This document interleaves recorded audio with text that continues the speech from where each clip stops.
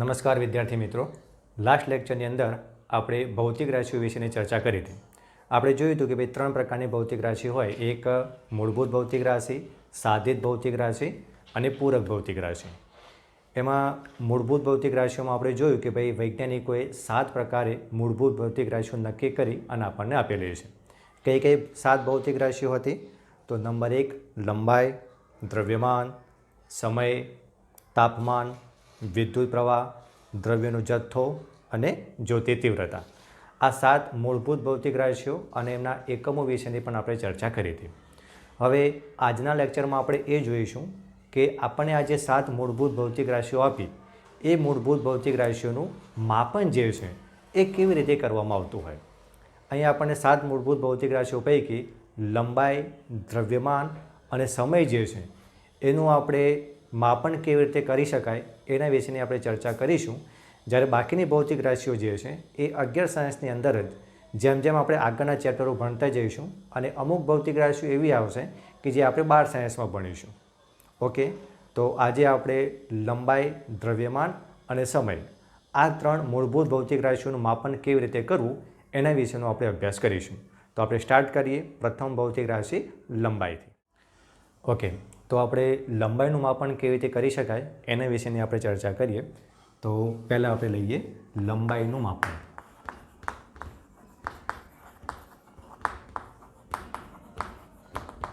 Okay, તો જો વિદ્યાર્થી મિત્રો, આપણે ભૌતિક શાસ્ત્રની અંદર અત્યંત સૂક્ષ્મ માપથી લઈ અને ખૂબ જ મોટા અંતરો માપવાની જરૂરિયાત પડતી હોય છે. તો અત્યંત સૂક્ષ્મ માપો કેવી રીતે માપવા અને મોટી અંતરના અથવા તો મોટી લંબાઈના જે માપક્રમો હોય એને આપણે કેવી રીતે માપી શકીએ. તો જો ભૌતિકશાસ્ત્રની અંદર કોઈપણ લંબાઈનું માપન કરવું હોય તો એના માટે 2 પ્રકારની રીતો હોય છે. એક રીત આપણે કહી શકીએ પ્રત્યક્ષ રીત અને બીજી રીત આપણે કહી શકીએ પરોક્ષ રીત. પ્રત્યક્ષ રીતનું મતલબ શું થાય? તો એવી લંબાઈઓ અથવા એવા માપક્રમ કે જે આપણે કોઈ પર્ટિક્યુલર સાધનનો ઉપયોગ કરી અને સીધા આપણે માપી શકીએ. તો જે ડાયરેક્ટલી આપણે પ્રત્યક્ષ રીતે કોઈ સાધનનો ઉપયોગ કરી અને લંબાઈના માપક્રમો જો આપણે માપીએ તો એને આપણે નામ આપીશું પ્રત્યક્ષ રીત. ઘણા અંતરો એવા પણ હોય કે જે આપણે કોઈ પણ સાધન વડે ડાયરેક્ટલી આપણે એને માપી નથી શકતા. તો એવા સંજોગોમાં લંબાઈનું માપક્રમ કરવા માટે આપણે પરોક્ષ રીતનો ઉપયોગ કરવો પડશે. દાખલા તરીકે એક એક્ઝામ્પલ તમને આપું કે પૃથ્વીથી સૂર્ય વચ્ચેનું અંતર તમે 8મા 9મા કે 10મા ધોરણમાં ડાયરેક્ટલી તમે એક્સેપ્ટ કર્યું હશે કે ભાઈ સૂર્ય અને પૃથ્વી વચ્ચેનું કંઈક આટલું અંતર હોય છે. હવે સૂર્ય અને પૃથ્વી વચ્ચેનું જો તમારે અંતર માપવું હોય તો તમે ડાયરેક્ટ માપપટ્ટીનો ઉપયોગ કરીને તમે એને માપી નહીં શકો. તો એવા સંજોગોમાં જે માપક્રમ જે છે એ આપણે પરોક્ષ રીતનો ઉપયોગ કરી અને કરી શકીએ. તો સૌથી પહેલાં જોઈએ આપણે કે પ્રત્યક્ષ રીતે લંબાઈનું માપક્રમ કેવી રીતે કરી શકાય. પછી આપણે જોઈશું કે ભાઈ પરોક્ષ રીતે લંબાઈનું માપક્રમ કેવી રીતે કરી શકાય. ઓકે, તો પહેલાં આપણે વાત કરીએ પ્રત્યક્ષ રીતની. ઓકે, તો જુઓ અહીંયા આપણે 3 પ્રકારની લંબાઈના માપક્રમ આપણે વિચારીએ. એક લઈએ 10⁻³ મીટરથી લઈ અને 10⁻² મીટર સુધીના અંતરો. એટલે કે 10⁻³ મીટરથી લઈ અને 10⁻² મીટર આટલા સુધીના લંબાઈઓનું જો તમારે માપન કરવું હોય તો આપણે મીટર પટ્ટી અથવા તો ફૂટ પટ્ટીનો આપણે ઉપયોગ કરી શકીએ. તો 10⁻³ મીટરથી લઈ અને 10⁻+2 મીટર આટલી ક્રમનો જો તમારે લંબાઈનું માપન કરવું હોય તો કયા સાધનનો ઉપયોગ કરી શકીએ આપણે? મીટર પટ્ટી. કેમ મીટર પટ્ટીનો ઉપયોગ કરી શકીએ? તો આપણે સમજવાનો પ્રયત્ન કરીએ. અહીંયા 10⁻³ મીટર 10⁻³ મીટરનો મતલબ શું થયો? અહીં તમે સ્કેલ વિચારો. માની લો કે આ એક ફૂટ પટ્ટી આપણે વિચારીએ તો અહીંયા 0 અંક હશે, એના પછી 1 2 3 4 5 6 7 8 9 અને 10. અહીંયા આપણને ખબર છે ભાઈ સ્કેલની અંદર અહીંયા એક અંક અંકિત કરેલો હોય છે. તો 0થી લઈ અને 1 વચ્ચેનું જે અંતર જે છે એ આપણે કેટલું કહી શકીએ? 1 સેન્ટીમીટર. ઓકે, અને 1 સેન્ટીમીટરની અંદર તમે કાપા જુઓ તો કેટલા કાપા આવેલા હશે? 10 કાપા આવેલા હશે. એટલે કે 10 કાપા બરાબર કેટલું માપક્રમ કહી શકીએ આપણે? 1 સેન્ટીમીટર કહી શકીએ. તો સ્કેલની મદદથી લઘુત્તમ કેટલું માપ આપણે માપી શકીએ? તો તમે જુઓ 0 થી લઈ અને આ જે પ્રથમ જે કાપો આપણને આપેલો છે ત્યાં સુધીનું જે અંતર જે છે એ મીટર પટ્ટી અથવા તો ફૂટ પટ્ટીનો ઉપયોગ કરી અને એટલું લઘુત્તમ અંતર આપણે માપી શકીએ. તો આપણે એવું કહી શકીએ કે ભાઈ આપણી મીટર પટ્ટી અથવા તો જે ફૂટ પટ્ટી જે છે એનું લઘુત્તમ માપ શક્તિ જેને આપણે લમાસા પણ કહી શકીએ અથવા બીજી પરિભાષામાં તમારે એને કહેવું હોય તો તમે એને કહી શકો વિભેદન શક્તિ. વિભેદન શક્તિનો મતલબ શું થાય કે કોઈ પણ સાધન કેટલા સૂક્ષ્મ અંતર સુધી એનું માપન કરી શકે એને આપણે કહીશું લઘુત્તમ શક્તિ અથવા તો વિભેદન શક્તિ. તો મીટર પટ્ટીની વિભેદન શક્તિ આપણે કેટલી કહી શકીએ 1 mm. કેમ 1 mm? તો 0 અને 1ની વચ્ચે એટલે કે 1 સેન્ટીમીટરમાં ટોટલ કેટલા કાપા આવેલા હશે? 10 કાપા આવેલા હશે. તો એમાં 10 કાપા બરાબર 1 સેન્ટીમીટર. તો અહીંયા એક કાપા બરાબર કેટલું અંતર કહી શકીએ આપણે? 1 કાપા બરાબર 1 મિલીમીટર. તો મીટર પટ્ટીની મદદથી લઘુત્તમ કેટલું અંતર માપી શકીએ આપણે? 10⁻³ મીટર. અને મહત્તમ કેટલું અંતર માપી શકીએ આપણે? 10⁻² મીટર. 10⁻² મીટર એટલે કેટલું અંતર કહેવાય? 100 મીટર. બરાબર? ઓકે. તો આ એક આપણને રેન્જ મળી કે ભાઈ મીટર પટ્ટીની મદદથી લઘુત્તમમાં લઘુત્તમ કેટલું અંતર કાપી શકીશું? તો 1 mm 1 મિલીમીટર જેટલું અંતર કાપી શકીશું. જ્યારે મહત્તમ કેટલું અંતર માપી શકીએ? તો 100 મીટર. અને ન્યૂનતમ એટલે કે લઘુત્તમ કેટલું અંતર માપી શકીએ? તો જવાબ આવશે 10⁻³ મીટર એટલે કે 1 mm જેટલું અંતર આપણે માપી શકીએ. અચ્છા, હવે ભૌતિકશાસ્ત્રની અંદર તો આનાથી પણ સૂક્ષ્મ મૂલ્યના જે માપક્રમો જે હોય છે એ માપવાના થતા હોય છે, જ્યારે ખૂબ જ મોટા મૂલ્યના માપક્રમો પણ માપવાના થતા હોય. ઓકે, તો જ્યારે 10⁻³ મીટરથી ઓછા મૂલ્યનું માપક્રમ જ્યારે આપણે નક્કી કરવું હોય એટલે કે 10⁻⁴ મીટર, માની લો કે આટલા માપક્રમની લંબાઈ આપણે માપવી છે તો પછી આપણે મીટર પટ્ટીનો ઉપયોગ ના કરી શકીએ. કેમ? કારણ કે મીટર પટ્ટીની એક મર્યાદા આવી ગઈ કે મીટર પટ્ટી જે છે એ લઘુત્તમ 10⁻³ મીટર આટલા સુધીનું જ સૂક્ષ્મ અંતર કાપી શકશે. જો આપણે એનાથી પણ ઓછું એટલે કે 10⁻⁴ મીટર આટલા ક્રમનું જો આપણે લંબાઈનું માપક્રમ અથવા માપન કરવું હોય તો પછી મીટર પટ્ટીની એક મર્યાદા આવશે. અહીંયા આપણે એક નવા સાધનનો ઉપયોગ કરીશું જેનું નામ છે વર્નિયર કેલિપર્સ. Vernier calipers. જ્યારે તમારે સ્કૂલો ચાલુ થશે અને જ્યારે તમે પ્રેક્ટિકલમાં જશો ત્યારે વર્નિયર કેલિપર જે છે એ એઝ અ પ્રેક્ટિકલ તમારે ત્યાં કરવાનું આવશે. ઓકે, તો 10⁻⁴ મીટરના માપક્રમ માટે વર્નિયર કેલિપર્સનો આપણે ઉપયોગ કરીશું. તો અહીંયાથી તમે જુઓ એક કોન્સેપ્ટ બરાબર ધ્યાનમાં રાખજો. પરીક્ષામાં આમાંથી નાના નાના MCQs અથવા નાના પ્રશ્નો પણ પૂછી શકાય. તમને પ્રશ્ન એવો કરી લે કે ભાઈ મીટર પટ્ટીનું લઘુત્તમ માપ શક્તિ કેટલું? તો આપણને ખબર હોવી જોઈએ કે લઘુત્તમ માપ શક્તિ અથવા વિભેદન શક્તિ એટલે કોઈપણ સાધન ઓછામાં ઓછું કેટલું અંતર માપી શકે. તો મીટર પટ્ટી ઓછામાં ઓછું કેટલું અંતર કાપી શકે? કેટલું અંતર માપી શકે? તો 1 mmનું લંબાઈ જે હશે એ માપી શકશે. મતલબ કે મીટર પટ્ટીની લંબાઈ કેટલી? 1 mm. તો એ રીતે વર્નિયર કેલિપર્સની જો તમે લંબાઈ માપો એટલે કે એની વિભેદન શક્તિ તમે માપો તો કેટલી મળશે આપણને? 10⁻⁴ મીટર. 10⁻⁴ મીટર એટલે હું કંઈક આવું લખી શકું 10⁻1 ગુણ્યા 10⁻³ મીટર. અને 10⁻³ મીટર એટલે શું કહેવાય? mm કહેવાય કે નહીં? તો અહીંયા આપણે એવું કહી શકીએ કે ભાઈ 10⁻1 mm. અને 10⁻1 હવે 10⁻1 એટલે એનો મતલબ શું થયું? 1/10. અને 1/10 એટલે આપણે શું લખી શકીએ? 0.1 લખી શકીએ. તો આની જગ્યાએ આપણે મૂકી દઈએ 0.1. તો જવાબ શું મળ્યો આપણને? 0.1 mm. તો વર્નિયર કેલિપર્સ એનું લંબાસ અથવા વિભેદન શક્તિ કેટલું મળે આપણને? 0.1 mm જેટલું મળશે. ઓકે, આનાથી પણ આપણે સૂક્ષ્મ અંતર વિચારીએ. માની લો કે 10⁻⁵ મીટર આટલા ક્રમના જો તમારે લંબાઈનું માપન કરવું હોય તો એવા સંજોગોમાં આપણે વર્નિયર કેલિપર્સનો ઉપયોગ નહીં કરી શકીએ. કેમ? કારણ કે વર્નિયર કેલિપર્સની શું આવી? એક મર્યાદા આવી ગઈ. તો એ તમે સ્ટેપ બાય સ્ટેપ જોઈ શકો છો. ભાઈ એક સાધનની મર્યાદા આવી તો ત્યાં આપણે નવા સાધનનું ઇન્વેન્શન કર્યું. હજી એની કંઈક મર્યાદા આવી તો ફરીથી આપણે કોઈક નવા સાધનનું ઇન્વેન્શન કર્યું. ઓકે, તો 10⁻⁵ મીટર આટલા ક્રમના લંબાઈનું જો તમારે માપક્રમ કરવું હોય અથવા માપન કરવું હોય તો આપણે વર્નિયર કેલિપર્સનો ઉપયોગ ના કરી શકીએ. અહીંયા આપણે જે સાધનનો ઉપયોગ કરીશું એનું નામ છે micrometer screw gauge. Micrometer screw gauge અથવા આપણે એને કહી શકીએ સ્ફેરોમીટર. તો 10⁻5 મીટર। આટલા ક્રમના લંબાઈનું જો તમારે માપન કરવું હોય તો માઇક્રોમીટર સ્ક્રૂ ગેજ અથવા તો સ્પેરોમીટરનો ઉપયોગ આપણે કરી શકીએ। ઓકે, તો જે રીતે આપણે વર્નિયર કેલિપર્સની લઘુત્તમ માપ શક્તિ એમએમની અંદર બનાવી એ જ રીતે તમે સેલ્ફ પ્રેક્ટિસ માટે તમને આપું છું માઇક્રોમીટર સ્ક્રૂ ગેજ અથવા તો સ્પેરોમીટર એની લઘુત્તમ માપ શક્તિ કેટલી હશે એ તમે આના ઉપરથી બનાવી શકો। ઓકે, તો આ આપણે વાત કરી કે ભાઈ 10⁻³ મીટરથી 10⁻2 મીટર તો મીટર પટ્ટીનો ઉપયોગ કરીશું।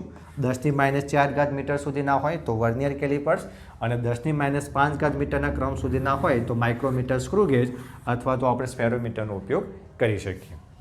ઓકે, પણ આપણને ખબર છે કે ભાઈ ભૌતિક શાસ્ત્રની અંદર જે આણ્વીય સ્તરના જે અંતરો જે હોય છે એ પણ આપણે માપવાની જરૂરિયાત પડતી હોય છે।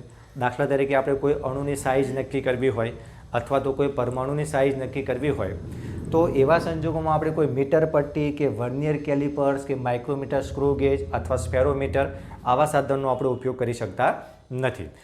આપણને ખબર છે કે ભાઈ તમે 8માંથી 10મા ધોરણ સુધી તમે અભ્યાસ કર્યો હશે કે ભાઈ અણુની સાઇઝ જે છે એ લગભગ 10⁻8 મીટરથી લઈ અને 10⁻10 મીટર જેટલી હોય છે।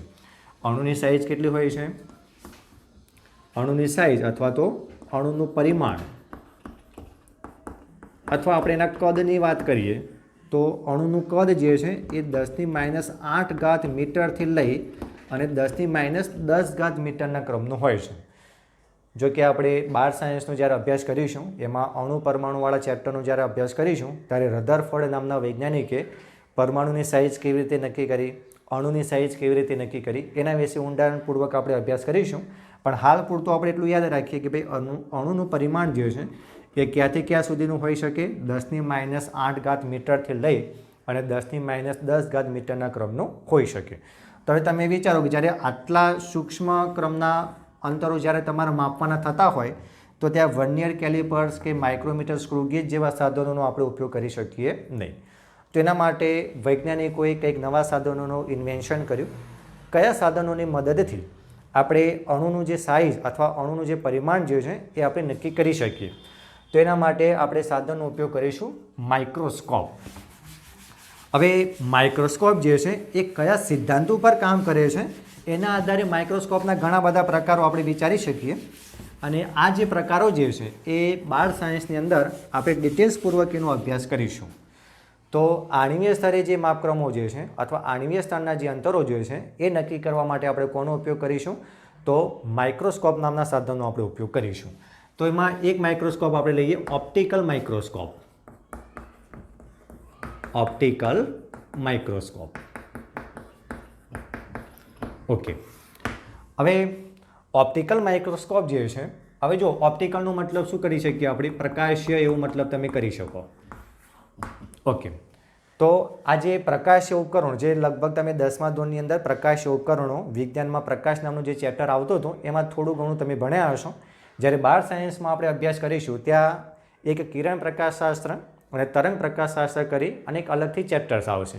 એ ચેપ્ટરની અંદર ઓપ્ટિકલ માઇક્રોસ્કોપ કેવી રીતે કામ કરતું હોય એના વિશે ડિટેલ્સમાં આપણે અભ્યાસ કરીશું। હાલ પૂરતું આપણે ખાલી એટલું જ યાદ રાખવાનું છે કે ભાઈ આણ્વીય સ્તરના જે અંતરો જે છે એનું માપક્રમ કરવા માટે આપણે કોનો ઉપયોગ કરી શકીએ? માઇક્રોસ્કોપ। અને એમાં આપણે પ્રથમ એક પ્રકાર જોઈએ છે ઓપ્ટિકલ માઇક્રોસ્કોપ। તો ઓપ્ટિકલ માઇક્રોસ્કોપ જે છે એ ઓપ્ટિકલ માઇક્રોસ્કોપની અંદર પ્રકાશના તરંગોનો ઉપયોગ થાય અને એ પ્રકાશમાં કઈ કેટેગરીના? તો દ્રશ્ય પ્રકાશ। ઓપ્ટિકલ માઇક્રોસ્કોપની અંદર કયા પ્રકાશનો ઉપયોગ કરવામાં આવે? દ્રશ્ય પ્રકાશનો ઉપયોગ કરવામાં આવે છે। અને દ્રશ્ય પ્રકાશની તરંગ લંબાઈની રેન્જ કેટલી હોય એ ઓલરેડી તમે 10મા ધોરણની અંદર ભણી ચૂક્યા છો। દ્રશ્ય પ્રકાશની તરંગ લંબાઈ એની રેન્જ કેટલી હોય છે? તો 4000 એંગસ્ટ્રોમથી લઈ અને 7000 એંગસ્ટ્રોમ સુધીની હોઈ શકે છે। આપણને ખબર છે કે ભાઈ એક એંગસ્ટ્રોમ બરાબર કેટલું અંતર? તો 10⁻10 મીટર। તો દ્રશ્ય પ્રકાશની તરંગ લંબાઈ 4000 એંગસ્ટ્રોમથી 7000 એંગસ્ટ્રોમ। જો આને આપણે મીટરની અંદર કન્વર્ટ કરીએ તો કેટલા થાય? 4000 × 10⁻10 મીટરથી લઈ અને 7000 × 10⁻10 મીટર।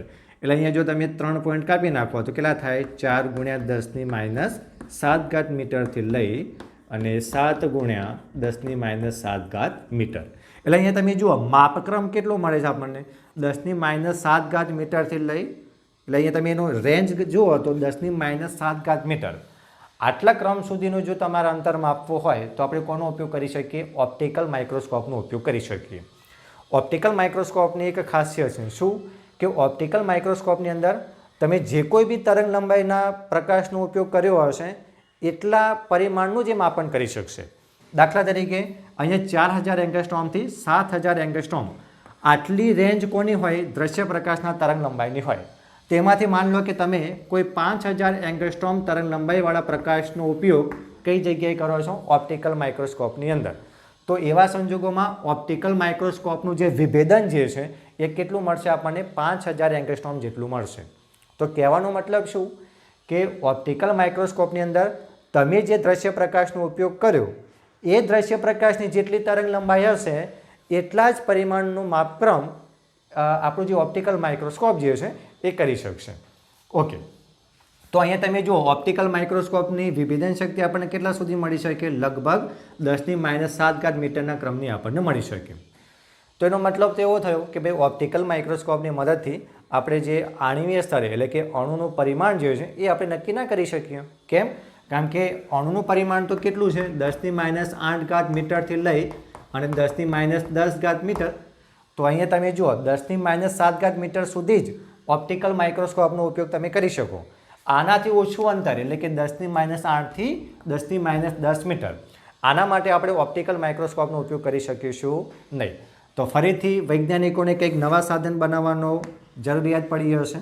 તો એ સાધનનું આપણે નામ આપીશું ઇલેક્ટ્રોન માઇક્રોસ્કોપ. બરાબર ધ્યાન રાખજો, ઇલેક્ટ્રોન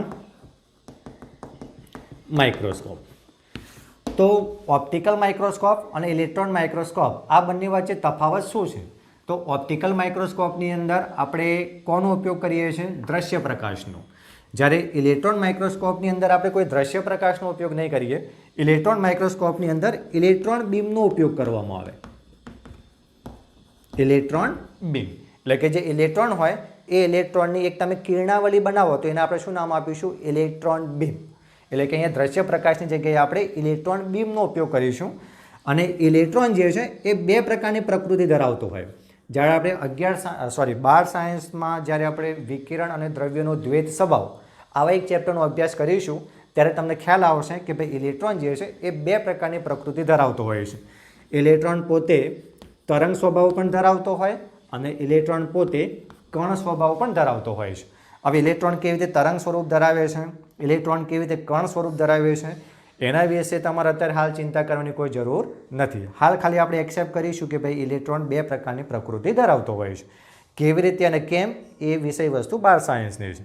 ઓકે, તો અહીંયા ઇલેક્ટ્રોન માઇક્રોસ્કોપની અંદર ઇલેક્ટ્રોન બીમ એમાં ઇલેક્ટ્રોનના કયા સ્વરૂપનો ઉપયોગ કરવામાં આવે છે? તો તરંગ સ્વરૂપનો. અને આપણને ખબર છે કે ભાઈ જ્યારે પણ તરંગની આપણે વાત કરીએ તો તરંગ લંબાઈ પણ હોય એની. ઓકે, તો જ્યારે ઇલેક્ટ્રોન બીમનો ઉપયોગ કરવામાં આવે તો એમાં ઇલેક્ટ્રોન તરંગની જે તરંગ લંબાઈ જે છે એ લગભગ 1 એંગસ્ટ્રોમ જેટલી હોય છે. કેટલી હોય છે? 1 એંગસ્ટ્રોમ જેટલી. તો તમે અહીંયા વિચારી શકો કે ભાઈ 1 એંગસ્ટ્રોમ એટલે કેટલું માપક્રમ થયું? 10⁻10 મીટર. જે લગભગ કોની સાઇઝ છે? અણુના પરમાણુની સાઇઝ આપણે કહી શકીએ. અણુ અથવા પરમાણુની સાઇઝ 10⁻8 થી 10⁻10 મીટર. ઓકે, તો આ રીતે ઇલેક્ટ્રોન બીમનો ઉપયોગ કરી અને આપણે જે ઇલેક્ટ્રોન માઇક્રોસ્કોપ બનાવીએ છીએ એમાં 0.6 એંગસ્ટ્રોમ સુધીનું વિભેદન શક્તિ ધરાવતા હોય એવા પણ માઇક્રોસ્કોપ અત્યારે હાલ વિકસાવવામાં આવી રહ્યા છે. ઓકે, તો ઇલેક્ટ્રોન માઇક્રોસ્કોપ એની એમાં ઇલેક્ટ્રોન તરંગનો જે આપણે ઉપયોગ કરીએ છીએ એની તરંગ લંબાઈ કેટલી? 1 એંગસ્ટ્રોમ. જ્યારે ઇલેક્ટ્રોન માઇક્રોસ્કોપની વિભેદન શક્તિ કેટલી? તો બરાબર ધ્યાન રાખીશું 0.6 એંગસ્ટ્રોમ. એટલે કે 0.6 એંગસ્ટ્રોમ સુધીના જે અંતરો જે છે એ આપણે ઇલેક્ટ્રોન માઇક્રોસ્કોપની મદદથી માપી શકીએ. એના પછી તમે એક ટનલિંગ માઇક્રોસ્કોપ પણ વિચારી શકો. Tunnelling microscope. આ જે ટનલિંગ માઇક્રોસ્કોપ જે છે એની પણ વિભેદન શક્તિ લગભગ કેટલી છે? તો 1 એંગસ્ટ્રોમ જેટલી. એટલે કે ટનલિંગ માઇક્રોસ્કોપનો ઉપયોગ કરી અને આપણે 10⁻10 મીટર અથવા 1 એંગસ્ટ્રોમ સુધીના જે માપક્રમો હોય એનું માપન આપણે સરળતાથી કરી શકીએ છીએ. તો આ રીતે બરાબર ધ્યાન રાખજો કે આમાંથી કોઈ લોંગ ક્વેશ્ચન આપણે પરીક્ષામાં ના પૂછી શકીએ, પણ કોઈ હેતુલક્ષી પ્રશ્નો હોય અથવા વિકલ્પોના સંદર્ભમાં આમાંથી કંઈક ના કંઈક પ્રશ્નો આપણે પૂછી શકીએ. તો ખાસ કોન્સેપ્ટ વાઇઝ ક્લિયર રાખજો કે દરેક જે સાધન જે છે કે જેની મદદથી આપણે પ્રત્યક્ષ રીતે લંબાઈનું માપન કરી શકીએ છીએ એની લઘુત્તમ માપ શક્તિ અથવા વિભેદન શક્તિ કેટલી હોય એ આપણને ખબર પડવી જોઈએ. અને શા માટે જુદા જુદા સાધનોનો વિકાસ કરવામાં આવે તો એ પણ આપણને ખબર પડવી જોઈએ કે ભાઈ એક સાધનની મર્યાદા એ બીજા સાધનના ઉદ્ભવનું શું થયું હશે, કારણ બન્યું હશે. તો આ રીતે આપણે એ સાધનોનો ઉપયોગ કરી અને લંબાઈનું પ્રત્યક્ષ માપન આપણે કરી શકીએ. તો આ રીતે આપણે સિલેબસની અંદર આપણને એક અણુની સાઇઝ કેવી રીતે નક્કી કરવી એના માટેનો એક સાદો પ્રયોગ આપણને આપેલો છે, એ આપણે જોઈ લઈએ અને એના પછી પરોક્ષ રીતે લંબાઈનું માપન કેવી રીતે થાય એના વિશેની આપણે ચર્ચા કરીશું.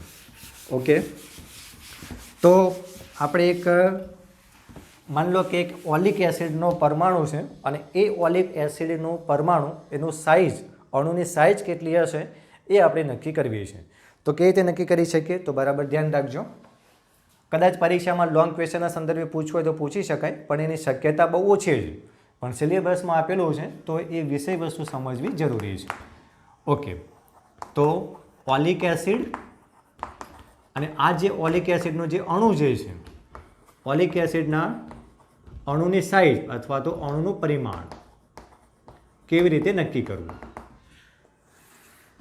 ઓકે, તો સૌથી પહેલાં તો આપણને ખબર હોવી જોઈએ કે ભાઈ ઓલિક એસિડ એટલે શું. તો બરાબર ધ્યાન રાખજો કે ઓલિક એસિડ જે છે એ સાબુ જેવું એક પ્રવાહી છે અને આ ઓલિક એસિડનું પરિમાણ કેવી રીતે નક્કી કરવું તો બરાબર ધ્યાન રાખજો. સૌપ્રથમ તો આપણે શું કરીએ, 1 સેન્ટીમીટર ઘન બરાબર સમજવાનો પ્રયત્ન કરીશું. આપણે 1 સેન્ટીમીટર ઘન ઓલિક એસિડ લઈએ. આપણે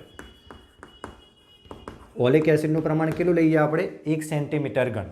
હવે 1 સેન્ટીમીટર ઓલિક એસિડ, આનો મતલબ શું થાય તો માન લો કે તમે કોઈક એવું પાત્ર લો અથવા એવી કોઈક કસનળી લો કે જેની લંબાઈ, પહોળાઈ અને ઊંચાઈ ત્રણે કેટલું હોય 1 સેન્ટીમીટર હોય. એટલે કે લંબાઈ પણ 1 સેન્ટીમીટર હોય, પહોળાઈ પણ 1 સેન્ટીમીટર હોય અને ઊંચાઈ પણ 1 સેન્ટીમીટર હોય. તો એનું કદ એટલે તમે 10મા ધોરણની અંદર શું કહેતા હતા, ઘનફળ. ઘનફળ એટલે લંબાઈ ગુણ્યા પહોળાઈ ગુણ્યા ઊંચાઈ. ઓકે, તો કદ કેટલું હોય 1 સેન્ટીમીટર ઘન હોય એવું આપણે એક પાત્ર લઈએ અને એ પાત્રની અંદર આપણે ઓલિક એસિડ નાખી દઈએ. તો જે ઓલિક એસિડનું જે પ્રમાણ, જે જથ્થો મળ્યો એ કેટલું હશે 1 સેન્ટીમીટર ઘન જેટલું હશે. તો આ રીતે આપણે 1 સેન્ટીમીટર ઘન ઓલિક એસિડ લઈએ અને આ 1 સેન્ટીમીટર ઘન ઓલિક એસિડનું આલ્કોહોલમાં મિશ્રણ કરી અને 20 સેન્ટીમીટર ઘન જેટલું આપણે દ્રાવણ બનાવીએ. શું કરીશું આપણે આને આલ્કોહોલમાં આપણે એને શું કરીશું, મિશ્રણ કરીશું અને દ્રાવણનું કુલ કદ જે છે એ દ્રાવણનું કદ આપણે કેટલું બનાવીશું 20 સેન્ટીમીટર ઘન. હવે સેન્ટીમીટર ઘન એટલે શું તમને ખ્યાલ આવી ગયો હશે કે ભાઈ કોઈક એવું પાત્ર લઈએ કે જેમાં દ્રાવણનું કદ કેટલું આવતું હોય 20 સેન્ટીમીટર ઘન જેટલું આવતું હોય. તો ફરીથી 1 સેન્ટીમીટર ઘન ઓલિક એસિડ એનું આપણે શું કરીશું, આલ્કોહોલમાં મિશ્રણ કરી અને દ્રાવણનું કુલ કદ કેટલું બને 20 સેન્ટીમીટર ઘન. એ રીતે આપણે એક દ્રાવણ તૈયાર કરીશું. ઓકે, પછી શું કરીશું, આ જે દ્રાવણનું કદ આપણને 20 સેન્ટીમીટર ઘન મળ્યું એમાંથી આપણે 1 સેન્ટીમીટર ઘન દ્રાવણ અલગથી લઈ લઈએ. બરાબર સમજવાનો પ્રયત્ન કરજો. અહીંયા 20 સેન્ટીમીટર ઘન આપણને જે દ્રાવણનું કદ મળ્યું એમાંથી 1 સેન્ટીમીટર ઘન દ્રાવણનો આપણે નમૂનો લઈએ. બરાબર, અને ફરીથી એનું શું કરીએ, આપણે આલ્કોહોલમાં મિશ્રણ કરીએ. ફરીથી આપણે એને આલ્કોહોલમાં મિશ્રણ કરીશું અને ફરીથી દ્રાવણનું કદ કેટલું બનાવીશું આપણે 20 સેન્ટીમીટર ઘન. તો ફરીથી બરાબર ધ્યાન રાખીશું. આપણે શું કરવાનું, પહેલાં 1 સેન્ટીમીટર ઘન ઓલિક એસિડ લઈશું, પછી આપણે શું કરીશું, એને આલ્કોહોલમાં આપણે એને મિશ્ર કરી અને દ્રાવણનું કદ કેટલું બને 20 સેન્ટીમીટર ઘન. એ રીતે આપણે એક દ્રાવણ તૈયાર કરીશું. આ 20 સેન્ટીમીટર ઘન જે આલ્કોહોલ અને ઓલિક એસિડનું જે દ્રાવણ મળ્યું એમાંથી કેટલો નમૂનો લઈશું આપણે 1 સેન્ટીમીટર ઘન. અને આ 1 સેન્ટીમીટર ઘન જે આપણે દ્રાવણ લીધું એને ફરીથી શેમાં મિશ્રણ કરીશું, આપણે આલ્કોહોલની અંદર. અને ફરીથી કેટલા કદનું આપણે દ્રાવણ બનાવીશું તો 20 સેન્ટીમીટર ઘન જેટલું આપણે દ્રાવણ બનાવીશું. ઓકે, તો અહીંયા તમે જોઈ શકો છો કે દ્રાવણની અંદર 1 સેન્ટીમીટર ઘન 1 સેન્ટીમીટર ઘન ઓલિક એસિડની અંદર દ્રાવણની સાંદ્રતા કેટલી હશે? તો બરાબર ધ્યાન રાખીશું. 1 સેન્ટીમીટર ઘન ઓલિક એસિડ દીઠ દ્રાવણની સાંદ્રતા બરાબર કેટલી મળશે આપણને? 1/20 એટલે કે 1/400 સેન્ટીમીટર ઘન. કેવી રીતે આવ્યું આ જુઓ. તો પહેલાં આપણે શું કર્યું હતું? 1 સેન્ટીમીટર ઘન ઓલિક એસિડ લીધું, બરાબર, અને એનું આપણે આલ્કોહોલમાં કેટલું દ્રાવણ બનાવ્યું? 20 સેન્ટીમીટર ઘન જેટલું દ્રાવણ બનાવ્યું કે નહીં? તો અહીંયા 1 સેન્ટીમીટર ઘન ઓલિક એસિડ દીઠ આપણે જો દ્રાવણની સાંદ્રતા લઈએ તો કેટલી ગણાશે? 1/20 સેન્ટીમીટર ઘન ગણાશે. પછી આપણે ફરીથી શું કર્યું કે આમાંથી 1 સેન્ટીમીટર ઘન દ્રાવણનો નમૂનો લીધો અને ફરીથી આપણે એનું શું કર્યું? આલ્કોહોલમાં મિશ્રણ કરી અને એક દ્રાવણ બનાવ્યું અને એ દ્રાવણની સાંદ્રતા કેટલી લીધી આપણે? 20 સેન્ટીમીટર ઘન. તો ફરીથી અહીંયા તમે જુઓ તો 1 સેન્ટીમીટર ઘન ઓલિક એસિડ દીઠ દ્રાવણની સાંદ્રતા ફરીથી કેટલી થશે? 1/20 સેન્ટીમીટર ઘન થશે. તો ટોટલ જે આપણને દ્રાવણ મળ્યું એ દ્રાવણની અંદર 1 સેન્ટીમીટર ઘન ઓલિક એસિડ દીઠ ટોટલ દ્રાવણની સાંદ્રતા કેટલી મળશે આપણને? 1/20 ગુણ્યા 1/20 એટલે કે કેટલો જવાબ મળશે આપણને? 1/400 સેન્ટીમીટર ઘન જેટલું આપણને મળશે. ઓકે, તો આ રીતે આપણે જે ઓલિક એસિડનું જે દ્રાવણ લીધું એના પછી આપણે શું કરવાનું છે ધ્યાન રાખજો. એના પછી આપણે કોઈ એક મોટું પાત્ર લઈએ અને એ મોટા પાત્રની અંદર આપણે પાણી ભરી દઈએ. આ માન લો કે કોઈ એક પાત્ર છે અને આ પાત્રની અંદર આપણે પાણી ભરી દઈએ.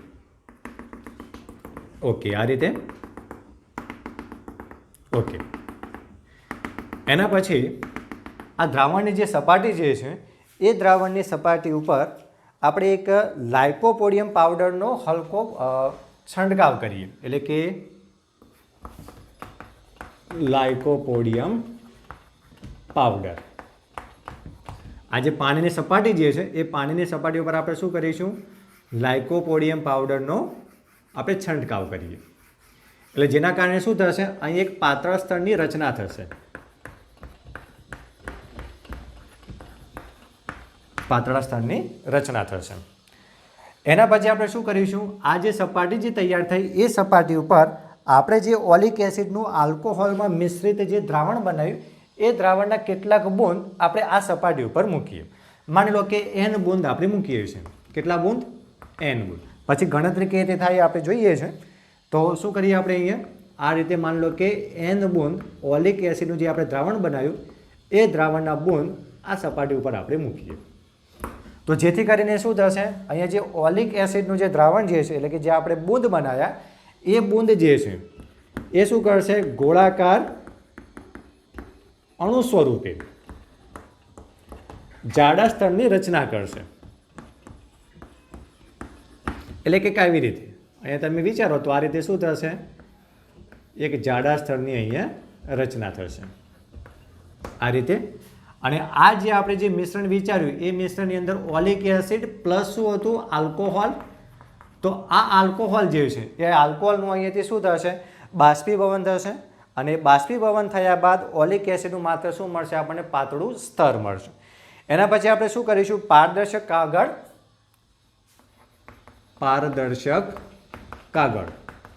અને ગ્રાફ પેપર. આ ગ્રાફ પેપરની મદદથી આ જે આપણને સપાટી મળી એ સપાટીનું ક્ષેત્રફળ નક્કી કરવામાં આવે. ક્ષેત્રફળ એ. અને એના આધારે આ અણુનું પરિમાણ કેટલું હશે અથવા તો સ્તરની જાડાઈ કેટલી હશે? સ્તરની જાડાઈ એ જ શું થશે? અણુનું પરિમાણ. તો એ રીતે આપણે ઓલિક એસિડનું જે અણુ જે છે એ અણુનું પરિમાણ જે છે એ આપણે નક્કી કરી શકીએ. હવે આની ગણતરી કેવી રીતે થાય એ થોડુંક આપણે સમજવાનો પ્રયત્ન કરીએ. તો અહીંયા બરાબર ધ્યાન રાખીએ. માની લો કે એક બૂંદનું જે કદ જે છે આપણે જે 1 સેન્ટીમીટર ઘન ઓલિક એસિડ લીધું અને પછી આપણે એનું શું કર્યું? આલ્કોહોલમાં મિશ્રણ કરી અને 20 સેન્ટીમીટર ઘનનું આપણે એક દ્રાવણ બનાવ્યું હતું. તો આ દ્રાવણનું માની લો કે એક બૂંદ જે છે એક બૂંદ દ્રાવણનું કદ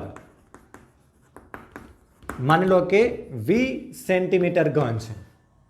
એક બૂંદ દ્રાવણનું કદ 20 સેન્ટીમીટર ઘન તો આપણે માની લો કે n બૂંદ લઈએ તો n બૂંદ દ્રાવણનું કદ કેટલું મળશે? તો બંનેના ગુણાકાર જેટલું n/1 ગુણ્યા v એટલે કેટલું મળશે? n × v સેન્ટીમીટર ઘન. આ શું મળ્યું આપણને? n બૂંદ જે આલ્કોહોલ મિશ્રિત ઓલિક એસિડનું જે દ્રાવણ બનાવ્યું હતું એનું કદ મળ્યું. તો આ કદની અંદર ઓલિક એસિડનું પ્રમાણ કેટલું હશે? તો બરાબર ધ્યાન રાખો, n × v સેન્ટીમીટર ઘન. આ દ્રાવણની અંદર ઓલિક એસિડની સાંદ્રતા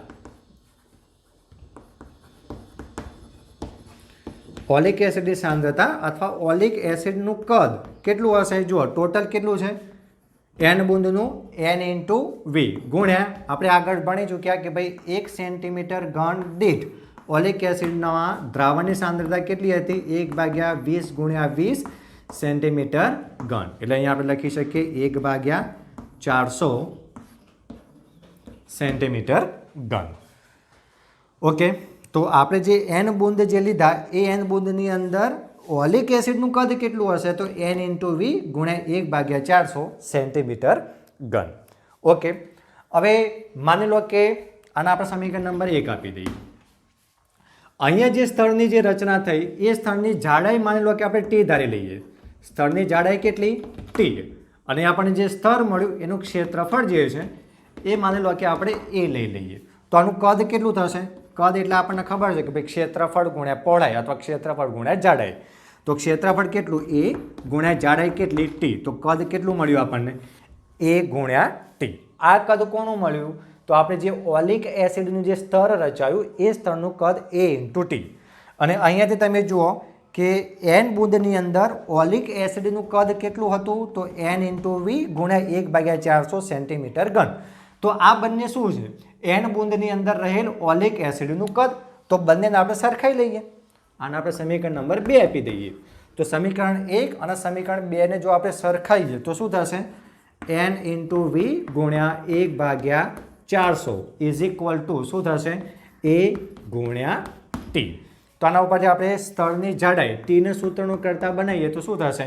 એ જે છે અહીંયા છેદમાં આવી જશે એટલે n × v/400 ગુણ્યા એ જે છે છેદમાં આવશે એટલે કે 1/a. અને એનો એકમ શું થશે? સેન્ટીમીટર. ટી એટલે શું છે? જાડાઈ. જાડાઈનો એકમ શું લઈશું આપણે? સેન્ટીમીટર. કેમ સેન્ટીમીટર? કારણ કે ઓલરેડી આપણે કદ જે છે એ સેન્ટીમીટર ઘનની અંદર લીધેલું છે. તો આ જે સ્થળની જાડાઈ જે છે એ સ્થળની જાડાઈ ઉપરથી અણુનું જે પરિમાણ જે છે એ પરિમાણનો અંદાજ આપણે નીકાળી શકીએ છીએ. તો આ રીતે જે ઓલિક એસિડ જે છે એ ઓલિક એસિડનું કદ જે છે અથવા ઓલિક એસિડનું જે અણુનું પરિમાણ જે છે એ આપણે નક્કી કરી શકીએ છીએ. તો આ રીતે આપણે પ્રત્યક્ષ રીતે કોઈપણ લંબાઈ જે છે એનું આપણે માપક્રમ કાઢી શકીએ છીએ. તો અત્યંત સૂક્ષ્મ જો અંતરોનું જે તમારે માપક્રમ કરવું હોય તો આપણે ઓપ્ટિકલ માઇક્રોસ્કોપ, ઇલેક્ટ્રોન માઇક્રોસ્કોપ જે છે અથવા ટનલિંગ માઇક્રોસ્કોપ આવા બધા સાધનોનો ઉપયોગ કરી શકીએ. 10⁻³ થી 10⁻² હોય તો મીટર પટ્ટી, 10⁻⁴ ક્રમના માપક્રમ હોય તો વર્નિયર કેલિપર્સ અને 10⁻⁵ મીટરના ક્રમના હોય તો આપણે માઇક્રોમીટર સ્ક્રૂ ગેજ અથવા સ્પેરોમીટરનો ઉપયોગ આપણે કરી શકીએ. ઓકે, તો લંબાઈના માપક્રમ માટે આપણે પ્રત્યક્ષ રીતની આપણે ચર્ચા કરી. હવે ભૌતિકશાસ્ત્રની અંદર કેટલાક માપક્રમ એવા પણ છે કે જે આપણે પ્રત્યક્ષ રીતે કોઈપણ સાધનનો ઉપયોગ કરી અને સીધું આપણે એનું માપન કરી શકતા નથી. જેમ કે પૃથ્વીથી માની લો કે સૂર્ય વચ્ચેનું અંતર આપણે માપવું છે તો પૃથ્વીથી સૂર્ય વચ્ચેનું જે અંતર જે છે એ આપણે મીટર પટ્ટી લાંબી કરી અને ત્યાં સુધીનું અંતર જે છે આપણે માપી ના શકીએ. તો એવા સંજોગોમાં આપણે પરોક્ષ રીતનો ઉપયોગ કરીશું. તો બરાબર ધ્યાન રાખો, પરોક્ષ રીતનો ઉપયોગ ક્યારે કરવામાં આવે? તો જ્યારે આપણે કોઈ પણ સાધન દ્વારા પ્રત્યક્ષ રીતે આપણે કોઈ માપક્રમ માપી ના શકતા હોઈએ ત્યારે પરોક્ષ રીતનો આપણે ઉપયોગ કરીશું. જનરલી પરોક્ષ રીતનો જે ઉપયોગ જે છે એ ખૂબ જ મોટા અંતર એટલે કે પૃથ્વીથી કોઈ ગ્રહનું અંતર માપવું હોય અથવા પૃથ્વી ઉપર બેઠા બેઠા સૂર્યનું પરિમાણ અથવા કોઈ પણ ગ્રહ અથવા તારાનું પરિમાણ આપણે નક્કી કરવું હોય તો અહીંયાથી બેઠા બેઠા આપણે પરોક્ષ રીતે આપણે એનું માપક્રમ કરી શકીએ. તમે કદાચ 8 થી 10 ધોરણની અંદર તમે પૃથ્વીનો વ્યાસ કેટલો અથવા સૂર્યનો વ્યાસ કેટલો, ચંદ્રનો વ્યાસ કેટલો, સૂર્ય અને પૃથ્વી વચ્ચેની દૂરી કેટલી, આ બધી વસ્તુ તમે 8 થી 10મા ધોરણની અંદર ડાયરેક્ટ તમે ભણ્યા હશો કે ભાઈ આટલું માપક્રમ હોય છે. આજે આપણે એ સમજવાનો પ્રયત્ન કરીશું કે આ અંતરો નક્કી કેવી રીતે કરાતા હશે. ઓકે, તો એના માટે આપણે જોઈએ પરોક્ષ રીત. પરોક્ષ રીતનો સીધો મતલબ શું કરી શકીએ આપણે? પરોક્ષ રીત એટલે જેમાં આપણે કોઈ સાધનનો સીધે સીધો ઉપયોગ કરી અને માપક્રમ આપણે નક્કી નથી કરી શકતા, તો એ પરોક્ષ રીત છે. પરોક્ષ રીતમાં એક મહત્વની રીત છે દ્રષ્ટિ સ્થાન ભેદની રીત. કઈ રીત? દ્રષ્ટિ સ્થાન ભેદની રીત. ઓકે, તો દ્રષ્ટિ સ્થાન ભેદની રીતનો ઉપયોગ કરી અને આપણે જે સિલેબસમાં આપેલું છે એની આપણે ચર્ચા કરીએ છીએ. તો દ્રષ્ટિ સ્થાન ભેદની રીતનો ઉપયોગ કરી અને નંબર 1, પૃથ્વીથી કોઈ ગ્રહ અથવા તો તારાનું જે અંતર જે છે એ અંતરનું માપક્રમ આપણે નક્કી કરી શકીએ છીએ. એ જ રીતે દ્રષ્ટિ સ્થાન ભેદની રીતનો ઉપયોગ કરી અને પૃથ્વીથી કોઈ પણ ગ્રહ અથવા તો તારાનું પરિમાણ અને એનો કોણીય વ્યાસ આપણે નક્કી કરી શકીએ છીએ. તો દ્રષ્ટિ સ્થાન ભેદની રીતનો ઉપયોગ કરી પૃથ્વીથી કોઈ પણ ગ્રહનું અંતર પણ નક્કી કરી શકાય અને પૃથ્વી પરથી જ કોઈ પણ ગ્રહ અથવા તારાની સાઇઝ કેટલી હશે, એનું પરિમાણ કેટલું હશે, એનો કોણીય વ્યાસ કેટલો હશે એ આપણે નક્કી કરી શકીએ છીએ. તો સૌથી પહેલાં મહત્ત્વની વસ્તુ કઈ છે કે ભાઈ દ્રષ્ટિ સ્થાન ભેદની રીતનો ઉપયોગ કરી અને આ બંને અંતરો આપણે માપીએ એના પહેલાં આપણને એ ખબર હોવી જોઈએ કે ખરેખર દ્રષ્ટિ સ્થાન ભેદનો મતલબ શું થાય. તો અહીંયા બરાબર સમજજો. દ્રષ્ટિ સ્થાન ભેદ આનો મતલબ શું થાય એ હું સમજાવવાનો પ્રયત્ન કરું છું. જો કે એ તમારે પરીક્ષા ઓરિએન્ટેડ તૈયાર કરવાની કોઈ જરૂર નથી. એમાંથી પરીક્ષામાં કોઈ 2 માર્ક્સ કે 3 માર્ક્સનો આપણે પ્રશ્ન ના પૂછી શકીએ. પરીક્ષા માટે શું તૈયાર કરવાનું? આપણે દ્રષ્ટિ સ્થાન ભેદની રીતનો ઉપયોગ કરી પૃથ્વીથી ગ્રહ અને તારાનું અંતર શોધવું અથવા તો પૃથ્વી પરથી કોઈ પણ ગ્રહ અથવા તારાનું પરિમાણ અથવા એનો કોણીય વ્યાસ નક્કી કરવો. પણ એના પહેલાં હું તમને સમજાવું કે ભાઈ દ્રષ્ટિ સ્થાન ભેદ કોને કહેવાય. તો પહેલાં બરાબર સમજો. દ્રષ્ટિનો મતલબ શું થશે? જોવું. સ્થાન એટલે કોના સાથે સંબંધિત હશે? કોઈ પણ સ્થળ અથવા તો જેને આપણે ટેકનિકલ લેંગ્વેજમાં કહી શકીએ અવલોકન સ્થાન સાથે સંબંધિત છે. અને ભેદનો મતલબ શું કહી શકીએ આપણે? તફાવત. તેનો મતલબ શું થયો કે બે જુદા જુદા અવલોકન સ્થાનેથી કોઈ એક વસ્તુને આપણે જોઈએ અથવા એનું અવલોકન કરીએ અને એના સ્થાનમાં આપણને શું જોવા મળે? તફાવત જોવા મળે. તો એ શું થઈ ગયું આપણા માટે? દ્રષ્ટિ સ્થાન ભેદની રીત. તો દ્રષ્ટિ સ્થાન ભેદની રીતમાં બે જુદા જુદા અવલોકન સ્થળેથી કોઈ એક વસ્તુ જે છે એનું સ્થાનમાં આપણને ભેદ તફાવત કેમ દેખાશે એનું એક પ્રેક્ટિકલ હું તમને સમજાવું. માની લો કે તમે કોઈ એક પેન્સિલ અથવા પેનનો એક ઉપયોગ કરો. માની લો કે આ એક પેન આપણે વિચારીએ. શું કરીએ આપણે? આ જે પેન જે છે એને હું માની લો કે મારાથી ડી જેટલા અંતરે ગોઠવી દઉં. બરાબર ધ્યાન રાખજો. પેનને શું કરીએ છીએ? આપણાથી ડી જેટલા અંતરે ગોઠવીએ. અહીંયા મારી જે બંને આંખો જે છે એ શું બનશે? અવલોકન સ્થાન બનશે. એટલે એક અવલોકન સ્થાન અને બીજું અવલોકન સ્થાન. ઓકે, આ અવલોકન સ્થાનોથી મારે જે વસ્તુનું નિરીક્ષણ અથવા અવલોકન કરવું છે એ અવલોકન વસ્તુ તરીકે આપણે એક પેન અથવા પેન્સિલ વિચારીએ જેનું અંતર અવલોકન સ્થાનથી કેટલું છે? માની લો કે ડી જેટલું. હવે આનું નિરીક્ષણ કેવી રીતે કરવાનું છે? તો બરાબર એક્ઝેક્ટલી આ રીતે તમે આંખથી વસ્તુનું અંતર જે છે એ ડી જેટલું તમે લઈ લો. પછી શું કરો? બરાબર આની સીધી રેખામાં દિવાલ પરનું કોઈક બિંદુ તમે વિચારો. એના પછી શું કરવાનું છે? દિવાલ પરના કોઈક બિંદુની સાપેક્ષે સૌથી પહેલાં માની લો કે તમારી ડાબી આંખ જે છે એ તમે બંધ કરી દો. ડાબી આંખ બંધ કરી અને જમણી આંખથી તમે જોશો તો પેનનું સ્થાન કંઈક અલગ જગ્યાએ દેખાશે તમને. એ જ રીતે જે જમણી આંખ જે છે એ તમે બંધ કરી દો અને તમે જે દિવાલ પરનું જે બિંદુ લીધું એ બિંદુની સાપેક્ષે ડાબી આંખથી તમે આનું અવલોકન કરો તો આનું સ્થાન કંઈક અલગ જગ્યાએ દેખાશે. તો શું છે? વસ્તુ એક જ છે, અવલોકન સ્થાન 2 છે. વારા પરથી આ અવલોકન સ્થાનેથી આપણે આનું જો નિરીક્ષણ કરીએ તો એના આભાસી સ્થાનમાં આપણને કંઈક ફરક જણાયો છે. તો એના જ આપણે શું કહીશું? દ્રષ્ટિ સ્થાન ભેદ. તો માની લો કે આ એક દિવાલ વિચારીએ આપણે. આ એક દિવાલ લઈએ અને અહીંયા માની લો કે આપણે કોઈ પેન અથવા પેન્સિલ લઈએ પી અને દિવાલ પરનું અહીંયા એક્ઝેક્ટલી આને સમાંતર હોય એ રીતે અહીંયા માની લો કે આપણે એક અવલોકન સ્થાન અથવા તો સંદર્ભ બિંદુ ઓ લઈ લઈએ અને આ માની લો કે આપણી આંખની પોઝિશન એટલે કે એક અવલોકન સ્થાન અહીંયા લઈએ આપણે. માની લો કે અહીંયા આપણે લઈએ ડાબી આંખ લેફ્ટ આઈ એલ અને અહીંયા લઈએ આપણે રાઈટ આઈ માની લો કે આર. તો શું કરીશું? આ પેનનું આપણે અવલોકન કરીશું. પહેલાં શું કરીશું? માની લો કે આરને તમે દબાઈ દો તો એલથી અવલોકન કરીશું અને પછી તમે એલને દબાઈ દો તો આરથી અવલોકન કરીશું. આપણે સંદર્ભ બિંદુ કયો લઈશું? આપણે ઓને અનુલક્ષીને. તો માની લો કે આરથી અવલોકન કરીએ તો પેન જે અહીંયા દેખાય એની જગ્યાએ માની લો કે સપોઝ તમને અહીંયા દેખાય છે.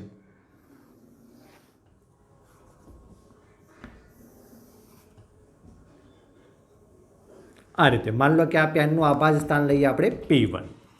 એ જ રીતે માની લો કે આપણે એલ પરથી આપણે એનું અવલોકન કરીએ બીજી આંખ દ્વારા તો માની લો કે એનું આભાસી પ્રતિબિંબ આપણને મળશે P2 અહીંયા.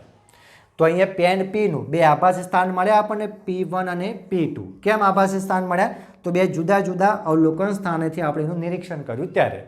તો આ શું થયું કહેવાય? દ્રષ્ટિ સ્થાન ભેદ. તો અહીંયા શું થશે? જો પેન આગળ આપણે બે જુદા જુદા અવલોકન સ્થળોએથી અવલોકન કરીશું તો અહીંયા આપણને કંઈક ખૂણો મળશે. આ જે ખૂણો મળ્યો એને આપણે નામ આપીશું દ્રષ્ટિ સ્થાન કોણ. દ્રષ્ટિ સ્થાન ભેદ કોણ. આવી રીતે આપણે એને ઓળખીશું. બરાબર? ઓકે. તો અહીંયા દ્રષ્ટિ સ્થાન ભેદ કોણ શું થયું? તો માપ ખૂણો જો એલ પી આર પણ લઈ શકો અથવા માપ ખૂણો આર પી એલ પણ લઈ શકો. R P L is equal શું થશે? થીટા. અને એ આપણા માટે શું બનશે? દ્રષ્ટિ સ્થાન ભેદ કોણ બનશે. બરાબર? અહીંયા બંને અવલોકન સ્થાન વચ્ચેનું જે અંતર છે એ અવલોકન સ્થાન વચ્ચેના અંતરને આપણે કહીશું બેઝિસ અથવા ગુજરાતીમાં આપણે એને કહી શકીએ પાયો. અને આ અંતરને આપણે દર્શાવીશું બી વડે. બેઝિસ ફોર બી. તો આ રીતે. અને એ જ રીતે અહીંયા અવલોકન સ્થાન અને જે વસ્તુ જે છે એ બંને વચ્ચેનું જે અંતર જે છે એને આપણે કહીશું capital D. D for distance. તો અહીંયા એ અંતર કેટલું લઈશું આપણે? ડી. આ રીતે. તો પાયો શું બનશે? બી. એટલે કે બે અવલોકન સ્થાનો વચ્ચેનું અંતર આપણે બી લઈશું અને અવલોકન સ્થાનથી આપણે જેનું નિરીક્ષણ અથવા જેનું અંતર માપવું છે એ બંને વચ્ચેનું ડિસ્ટન્સ એના વડે દર્શાવીશું આપણે ડી વડે. તો આ થઈ દ્રષ્ટિ સ્થાન ભેદની રીત. અને આ દ્રષ્ટિ સ્થાન ભેદની રીતનો ઉપયોગ કરી અને આપણે પૃથ્વીથી કોઈ પણ ગ્રહ અથવા તારાનું અંતર પણ માપી શકીએ અને પૃથ્વીથી કોઈ પણ ગ્રહ અથવા તારાનું પરિમાણ અથવા એનો કોણીય વ્યય જે છે એ પણ આપણે નક્કી કરી શકીએ. તો ફટાફટ લગભગ 5-1 મિનિટ જેવું થશે. આ બંને રીતો આપણે જોઈ લઈએ જે પરીક્ષાની દ્રષ્ટિએ પણ અત્યંત મહત્વપૂર્ણ આપણે કહી શકીએ. તો તમે જુઓ અહીંયા જો તમારો બેઝિક કન્સેપ્ટ ક્લિયર હશે તો હું માનું ત્યાં સુધી પરીક્ષાની દ્રષ્ટિએ જે તમારે થિયરી તૈયાર કરવાની છે એ તમે આરામથી તૈયાર કરી શકશો. અને એવું જરૂરી નથી કે પુસ્તકની અંદર આપણે જે રીતે આપેલું હોય એ જ રીતે આપણે એને લખવી. બરાબર? ધ્યાન રાખજો. કોન્સેપ્ટ તમે ક્લિયર કરી લો અને એ પ્રમાણે તમે તમારા શબ્દોની અંદર પણ એ થિયરી લખી શકો. શરત શું હોવી જોઈએ? અંદર કોઈ દેશી લેંગ્વેજ એડ ના થવી જોઈએ. જે ટેકનિકલ શબ્દો જે છે એ પરિભાષાની અંદર ઉપયોગ થયેલો હોવો જોઈએ. ઓકે. તો પહેલાં આપણે જોઈએ પૃથ્વીથી ગ્રહ અથવા તારા વચ્ચેનું અંતર દ્રષ્ટિ સ્થાન ભેદની રીતનો ઉપયોગ કરી અને કેવી રીતે નક્કી કરી શકાય. ઓકે. તો ફટાફટ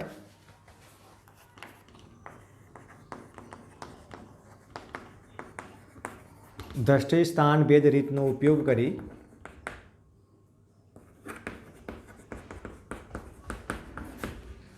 પૃથ્વીથી કોઈ ગ્રહ અથવા તારાનું અંતર નક્કી કરવું. બરાબર? ઓકે.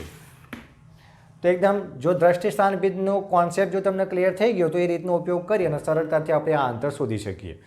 તો માની લો કે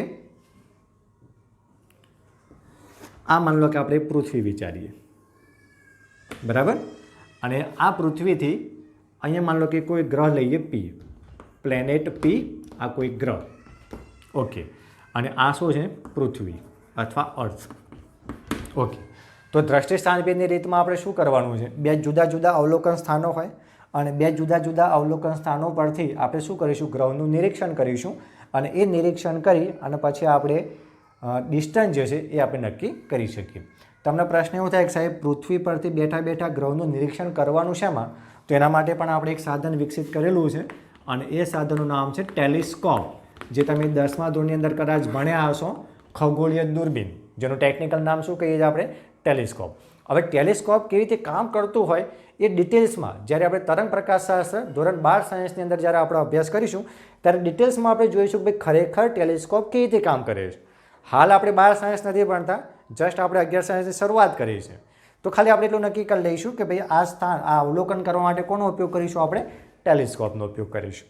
ઓકે, તો માની લો કે આ પૃથ્વી પરના બે અવલોકન સ્થાન લઈએ આપણે A અને B. ઓકે, આને તમે માની લો કે પૃથ્વીના વ્યાસાંત બિંદુ કહેવાય તો પૃથ્વીના વ્યાસાંત બિંદુ પણ કહી શકો. જરૂરી નથી કે પૃથ્વીના વ્યાસાંત બિંદુ જ લેવા, બરાબર? ઓકે, તો અહીંયાથી માની લો કે એ બિંદુથી પહેલાં આપણે ગ્રહનું અવલોકન કરીએ આ રીતે, અને પછી આપણે શું કરીશું? B બિંદુ ઉપરથી ગ્રહનું અવલોકન કરીશું આ રીતે. તો અહીંયા તમે જુઓ, આપણે પહેલાં જ કીધું દ્રષ્ટિ સ્થાન ભેદની રીતની અંદર કે બે બિંદુઓ અથવા બે અવલોકન સ્થાન વચ્ચેનું જે અંતર જે છે એને આપણે શેના વડે દર્શાવીશું? B વડે, બરાબર? જ્યારે પૃથ્વીથી ગ્રહનું અંતર જે છે એ શેના વડે દર્શાવીશું આપણે? તો D વડે દર્શાવીશું. ઓકે, તો અહીંયા જુઓ, અહીંયા પૃથ્વી પરના બંને અવલોકન સ્થાનો દ્વારા આપણે ગ્રહ Pનું નિરીક્ષણ અથવા અવલોકન કરીએ તો અહીંયા કંઈક ખૂણો રચાશે થીટા. આ જે ખૂણો થીટા રચાયો એને આપણે શું નામ આપીએ છીએ? દ્રષ્ટિ સ્થાન ભેદ કોણ, બરાબર? ઓકે, તો અહીંયા તમે જુઓ કે પૃથ્વી પરના જે બે અવલોકન સ્થાનો જે છે એ અવલોકન સ્થાનો વચ્ચેનું જે અંતર જે છે એની સરખામણીમાં પૃથ્વીથી તમારે જે ગ્રહ વચ્ચેનું અંતર શોધવું છે એ પ્રમાણમાં ખૂબ જ વિશાળ હશે. એટલે કે D is very much greater than શું હશે? B હશે. તો જો તમે અહીંયા B/D નું ગુણોત્તર લો છો તો B/D નું ગુણોત્તર શું મળશે આપણને? 1 કરતાં ખૂબ જ નાનો મળશે, બરાબર? અને જો B/D નો ગુણોત્તર 1 કરતાં ખૂબ જ નાનો મળે તો દ્રષ્ટિ સ્થાન ભેદ કોણ થીટા જે છે એ પણ કેવું મળશે આપણને? અત્યંત સૂક્ષ્મ મળશે, બરાબર? તો હવે અહીંયા દ્રષ્ટિ સ્થાન ભેદની રીતનો ઉપયોગ કેવી રીતે કરવાનો છે તો બરાબર ધ્યાન રાખો. અહીંયા આપણે શું કરીએ? આ ગ્રહ જે છે એને આપણે એક સેન્ટર માની લઈએ, એને એક કેન્દ્ર તરીકે લઈ લઈએ અને ગ્રહથી અવલોકન સ્થાન વચ્ચેનું અંતર એટલે કે જે D જે છે એને આપણે ત્રિજ્યા તરીકે વિચારી લઈએ, બરાબર? તો આને કેન્દ્ર તરીકે લઈ અને PB અથવા PA જેટલી ત્રિજ્યાનું તમે એક કાલ્પનિક વર્તુળની વિચારણા કરો. આ રીતે તમે કાલ્પનિક વર્તુળ તમે વિચારી શકો છો. તો એવા સંજોગોમાં શું થશે? અહીંયા AB જે છે એ શું થશે? તમે જે એક વર્તુળ વિચાર્યું એ વર્તુળનો ચાપ બનશે. તો અહીંયા ચાપ AB બરાબર શું થશે? એનું મૂલ્ય B થશે કે નહીં? જ્યારે ત્રિજ્યા એટલે ત્રિજ્યા કેટલી થશે? ત્રિજ્યા PB અથવા PA ઇઝ ઇક્વલ શું થશે? D થશે. અને આ શું થશે? ચાપ દ્વારા કેન્દ્ર આગળ રચાયેલો ખૂણો બન્યો. હવે આપણે કોન્સેપ્ટ ભણી ચૂક્યા છે કે ભાઈ ખૂણો બરાબર શું થાય? તો ચાપ ભાગ્યા ત્રિજ્યા. અહીં ખૂણો કેટલો મળ્યો આપણને? થીટા. તો થીટા ઇઝ ઇક્વલ ટુ ચાપ કેટલો? તો B મૂકી દઈએ ભાગ્યા ત્રિજ્યા. ત્રિજ્યા કેટલી મળી આપણને? D. તો થીટા બરાબર શું મળ્યું આપણને? B/D. હવે જુઓ, આપણે ટેલિસ્કોપની મદદથી આપણે ગ્રહનું અવલોકન કરીશું, બરાબર? તેવા સંજોગોમાં બંને અવલોકન સ્થાન વચ્ચેનું અંતર કેટલું એ આપણે ઓટોમેટિકલી નક્કી કરી શકીએ. એટલે અહીંયા B જે છે એ કેવો છે? જ્ઞાત. જ્ઞાતનો મતલબ કે આપણે જાણી શકીએ છીએ. અહીંયા થીટા, બંને અવલોકન સ્થાનો પાસેથી તમે ગ્રહ Pનું નિરીક્ષણ ટેલિસ્કોપ મારફતે કરો તો અહીંયા કેટલો ખૂણો આંતરાયો એ પણ તમે નક્કી કરી શકો છો. કેવી રીતે ખૂણો નક્કી થાય એ આપણે 12 સાયન્સની અંદર વિચારીશું, બરાબર? તો અહીંયા થીટા જે છે એ પણ શું છે? જ્ઞાત છે. તો હવે શોધવાનું શું રહ્યું? ગ્રહ અને પૃથ્વી વચ્ચેનું અંતર D. તો આ સૂત્રની અંદર તમે Dના સૂત્રનું કરતા બનાવો તો ગ્રહ અને પૃથ્વી વચ્ચેનું અંતર કેટલું એ આપણે નક્કી કરી શકીએ. તો અહીંયા તમે Dના સૂત્રનું કરતા બનાવો તો D બરાબર શું થશે? D અહીંયા આવી જશે અને થીટા જે છે એ છેદમાં જશે. તો D ઇઝ ઇક્વલ શું બનશે? B/θ. અહીંયા મહત્વની વસ્તુ શું ધ્યાનમાં રાખવાની છે કે અહીંયા આપણે જે થીટા મળ્યો એ થીટા કયા એકમમાં લેવાનો? રેડિયનમાં. તો બાય ડિફોલ્ટ યાદ રાખી લઈશું કે અહીંયા થીટા જે છે એ કયા એકમમાં હશે? રેડિયનમાં હશે. પછી તમારે એને ડિગ્રીમાં કન્વર્ઝેશન કરવું હોય તો આપણે પહેલા લેક્ચરની અંદર મેથડ બતાવેલી જ છે. તમે ડિગ્રીમાં કે રેડિયનમાં જે રીતે કન્વર્ઝેશન કરવાની જરૂર પડે એ રીતે તમે કરી શકો છો. તો આ રીતે દ્રષ્ટિ સ્થાન ભેદની રીતનો ઉપયોગ કરી અને પૃથ્વીથી કોઈ પણ ગ્રહનું અંતર જે છે એ આપણે નક્કી કરી શકીએ.